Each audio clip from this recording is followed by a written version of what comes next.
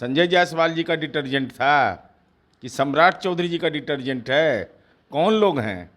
कैसे साफ हो गए? हेमंत बिश्व शर्मा पर क्या कहना है, जिनके घर पर सीबीआई का रेड हुआ? नोटिस ले क्यों रहे हैं? आखिर नोटिस तो कुछ न कुछ तो है जिसके चलते भाजपा परेशान है। नहीं तो चिंता किस बात का? दिल्ली हम गए, मिले, सकारात्मक पहल हुआ, तो इसके लिए क्या परेशान है? वो परेशान क्यों हैं? अरे अपराधियों के खिलाफ मुकम्मल कार्रवाई में तो बिहार रोल मॉडल है। क्या आज ही आया है कि 142 अपराधी नक्सली और माफिया की संपत्ति जब्त होगी? जरा उत्तर प्रदेश सरकार बताए कहाँ संपत्ति जब्त किया, किसका संपत्ति जब्त किया है? भारतीय दंड संहिता में कितनी ताकत है कि बिहार में सत्ता में थे, अश्विनी चौबे का बेटा जेल में करा रहा था। आपको एहसास होना चाहिए इस बात का कि आपके दल के विधायक राजकिशोर केसरी की दुखद हत्या हो गई। नमस्कार, आप देख रहे हैं न्यूज फॉर नेशन। मैं आपके साथ अभिजीत सिंह। मुख्यमंत्री नीतीश कुमार 3 दिवसीय दिल्ली दौरे पर गए थे, जहां वो तमाम विपक्ष के नेताओं से मुलाकात किए थे। वहीं बात करें तो कांग्रेस के राष्ट्रीय अध्यक्ष मल्लिकार्जुन खड़गे से मुलाकात हुई और दिल्ली के मुख्यमंत्री अरविंद केजरीवाल से। लेकिन बीजेपी के जो तमाम नेता हैं, उनका कहना है कि सारे भ्रष्टाचारी लोग एक जगह सम्मिलित हो रहे हैं। इसी में बात करने के लिए हमारे साथ हैं जदयू के प्रवक्ता सह एमएलसी नीरज कुमार। सर, सारे भ्रष्टाचारी एक जगह मिल रहे हैं, बीजेपी के लोग कर रहे हैं। ओ, भाजपा सदाचारी पार्टी, सदाचारी अदानी के घोटाला पर क्या कहना है? सदाचार अगर है तो ज्वाइंट पार्लियामेंट्री कमेटी क्यों नहीं बनाते? पार्लियामेंट को बाधित क्यों किया? हेमंत बिश्व शर्मा पर क्या कहना है?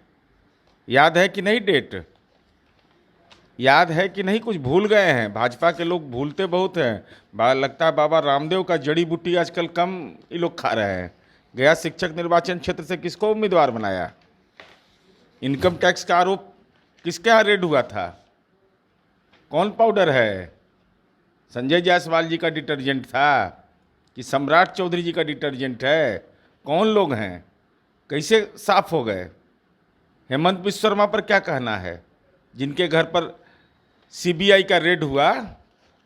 और सीबीआई के रेड के बाद नतीजा बिहार की जनता जानना चाहती है। एक दो उदाहरण है, दर्जनों ऐसे उदाहरण हैं कि जो भाजपा में गया वो डिटर्जेंट से साफ हो गया, एकदम क्लीन।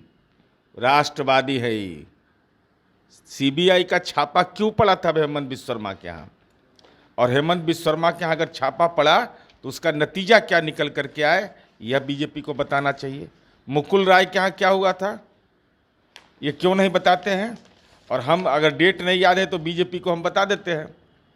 2014 में 30 जनवरी 2015 को सुप्रीम कोर्ट के आदेश पर छापामारी होती है हेमंत बिश्व शर्मा का और मुकुल राय का। 30 जनवरी 2015 को पूछताछ किया गया, तो उसका क्या नतीजा निकल कर आया? किस बात के लिए पूछताछ करने गया था? क्या पूछताछ करने गया था कि देश की आज़ादी में स्वतंत्र असम के लोगों की भूमिका क्या है? क्या यह पूछने गया था कि देश के पूर्वोत्तर राज्यों का समान विकास क्यों नहीं हुआ है? पूछने तो यही गया था। भ्रष्टाचार का मामला, उस पर नज़रिया क्या है, यह स्पष्ट करें ना।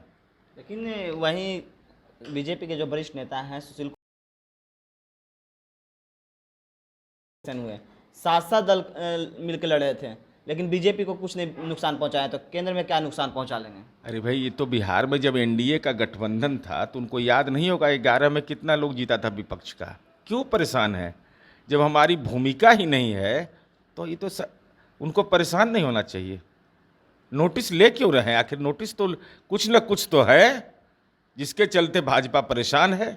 नहीं तो चिंता किस बात का? दिल्ली हम गए, मिले, सकारात्मक पहल हुआ, तो इसके लिए क्या परेशान है? वो परेशान क्यों हैं? हमारी चिंता इस बात की है कि उम्र के इस पड़ाव पर ज़्यादा मानसिक परेशानी राजनीतिक परेशानी के रूप में नहीं रहना चाहिए आदमी को। अरे हो रहा है, मिल रहे हैं, तो भाजपा परेशान भी है, बयान भी दे रही है, तो बेचैनी किस बात की है? एक बात और उठ रही है कि नीतीश कुमार को अब यूपीए का संयोजक बना दिया जाए, तो क्या लगता है कि यूपीए का संयोजक बनना है? ये सब की जानकारी हम लोग को नहीं रहता है।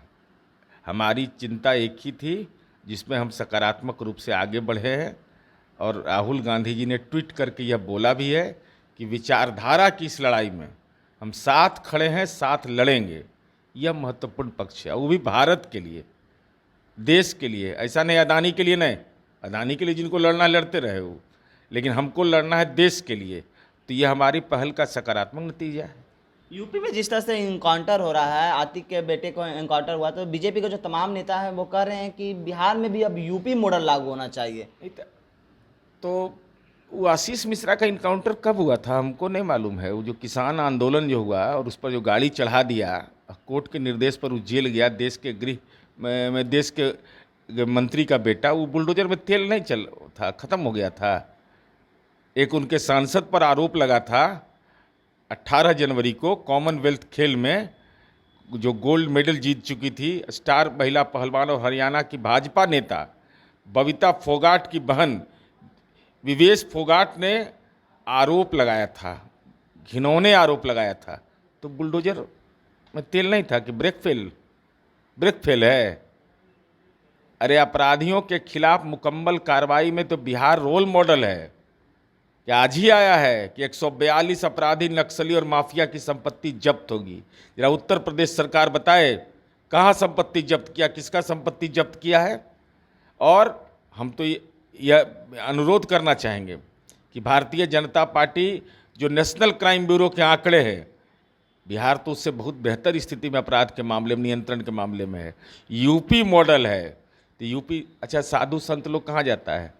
ये जगत जननी सीता का जगह है, तब गेरुआ पहन के राज करिएगा, गेरुआ पहन के मंदिर मठ पकड़िएगा।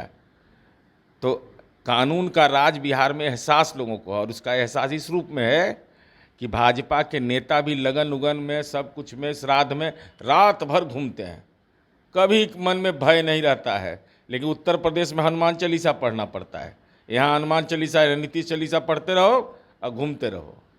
समाज चौधरी कह रहे हैं कि अगर हमारी सरकार आएगी तो हम भी इस तरह का मॉडल अपनाएंगे बिहार में। कौन मॉडल? अंबेडकर मॉडल नहीं, कानून का मॉडल नहीं। बोलेगा अंबेडकर मॉडल नहीं चाहिए कानून का।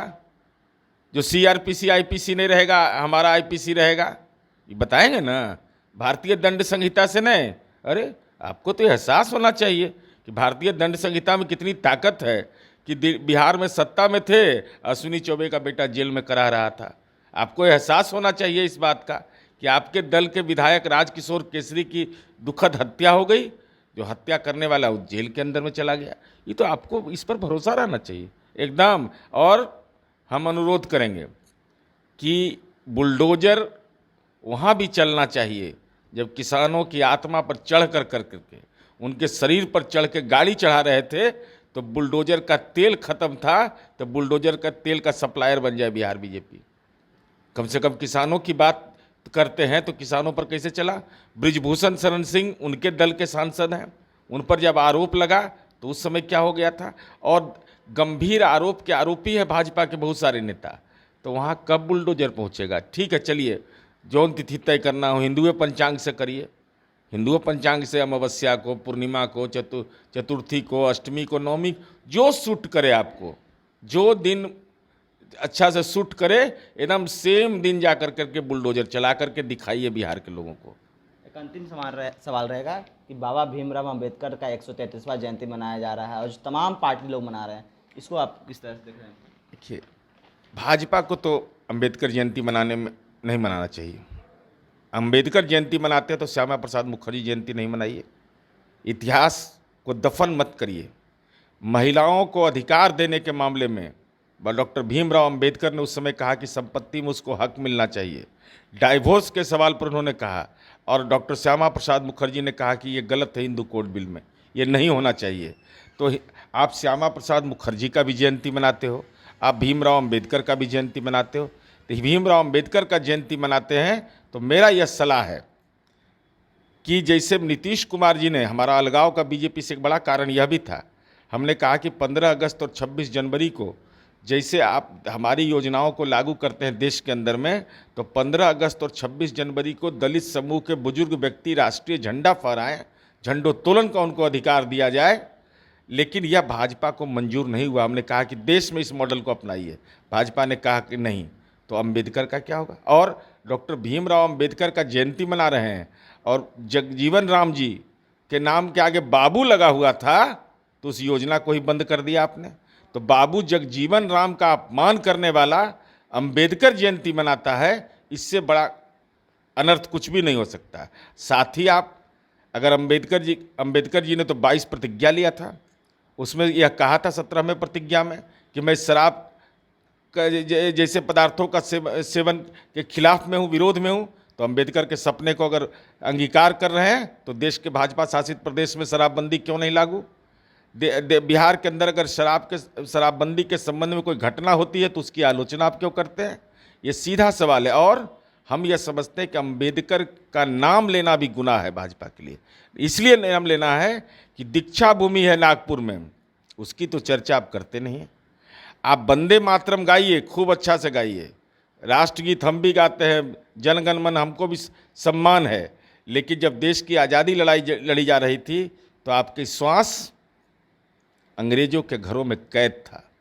आपको इस बात के लिए आपको जानकारी देना चाहिए कि दीनदयाल उपाध्याय को तो आप पढ़ाते हो, लेकिन भाजपा शासित प्रदेश में अंबेडकर को नहीं पढ़ाते हैं। आप देश के संविधान की धज्जियां आप बुलाते हैं, लेकिन संविधान के प्रस्तावना को संकल्प के रूप में भाजपा हर कार्यक्रम में अगर अपनाए तो बात समझ में आती है। तो केवल माल्यार्पण कर लेना ही राजनीतिक माल्यार्पण है। अंबेडकर को दफन करने की आपने कोशिश किया, इसीलिए उनके परिनिर्वाण दिवस को 6 दिसंबर को आप बाबरी विध्वंस दिवस मनाते हैं, आप अंबेडकर का परिनिर्वाण दिवस नहीं मनाते। ये थे हमारे साथ जदयू के एमएलसी सह प्रवक्ता नीरज कुमार। इन्होंने तमाम सवालों को जवाब दिया। इस तमाम खबरों को बने रहे न्यूज़ फाउंडेशन के साथ। नमस्कार।